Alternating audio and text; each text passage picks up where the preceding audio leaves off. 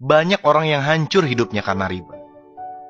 Jadi kita ini seringkali nggak yakin bahwa Allah itu maha pemberi rezeki. Dan inilah penyebab utama mengapa manusia terlibat dengan riba. Alasannya biasanya sederhana aja. Kalau nggak nyicil, dari mana lagi saya bisa beli rumah? Padahal sudah jelas bahwa riba ini pasti akan menjadi masalah hidup kita. Betapa banyak orang yang hidupnya hancur karena riba. Ya leasing lah, rentenir lah, pinjem bank lah, dan sebagainya. Lucunya, menyelesaikan masalahnya pun sama kembali dengan riba. Akhirnya, masalahnya meluas dan membesar, dan dampak terbesarnya biasanya siapa coba? Keluarga kita. Kan kasihan kan? Keluarga itulah yang akan pertama kali menjadi susah karena dampak riba yang kita lakukan. Nauzubillah min dzalik. Allah itu menguji kita dengan kesulitan, misalnya kesulitan ekonomi, karena Allah ingin melihat respon kita terhadap ujian tersebut. Allah ingin melihat apakah kita akan mengikuti petunjuk yang Allah ridhoi, atau mengambil jalan pintas sesuatu yang Allah benci. Coba bayangin, andai saja kita sabar dan hanya bertindak sesuai dengan apa yang Allah ridhoi, yakinlah ujian kita itu akan lulus dan mendapatkan hadiah berupa solusi untuk terurainya masalah hidup kita. Tapi sayangnya nih, kebanyakan manusia selalu kembali memilih jalan yang Allah benci. Hingga akhirnya apa coba? Hidupnya semakin susah di dunia, dan semua itu belum ada apa-apanya dibandingkan ancaman Allah kelak di akhirat. Padahal Allah pasti memberi solusi dan jalan keluar dari masalah hidup kita. Yakinlah itu janjinya.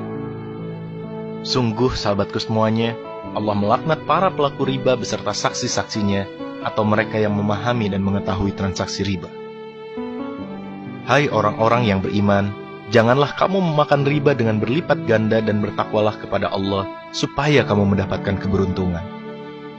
Hai orang-orang yang beriman, bertakwalah kepada Allah dan tinggalkanlah sisa-sisa dari berbagai jenis riba, jika kamu adalah orang-orang yang beriman. Maka jika kamu mengerjakan riba, ketahuilah bahwa Allah dan Rasul-Nya akan memerangimu. Dan jika kamu bertobat, maka bagimu pokok hartamu. Kamu tidak menganiaya dan tidak pula dianiaya. Tuh coba bayangin teman-teman, Allah dan Rasul-Nya akan memerangimu. Ini bayangin nih, kelak besok lusa di akhirat kita melihat Nabi Muhammad SAW, kita ingin memeluk Rasulullah, kita ingin mencium tangannya, kita mencintai dan merindukannya, tapi tiba-tiba Rasulullah mengangkat pedangnya dan berkata, engkaukah yang selama ini menantang berperang dengan Allah dan denganku? Nauzubillah min dzalik. Jabir berkata bahwa Rasulullah SAW mengutuk orang yang menerima riba, orang yang membayarnya, orang yang mencatatnya, dan 2 orang saksinya. Kemudian beliau bersabda, mereka itu semuanya sama. Mari kita berbenah diri, jauhkan diri dan anak-anak kita dari riba, sebelum hancur hidup kita. Bayangkan kita beli rumah, beli mobil, ada uang riba di dalamnya. Kita sholat, kita beribadah, kita bekerja, menggunakan fasilitas itu, sedangkan Allah tidak ridho akan fasilitas itu. Kira-kira gimana ibadah kita? Nauzubillahi min dzalik. So, yakinlah bahwa Allah adalah sebaik-baik penolong. Rezeki akan Allah datangkan dari tempat yang tidak pernah kita duga.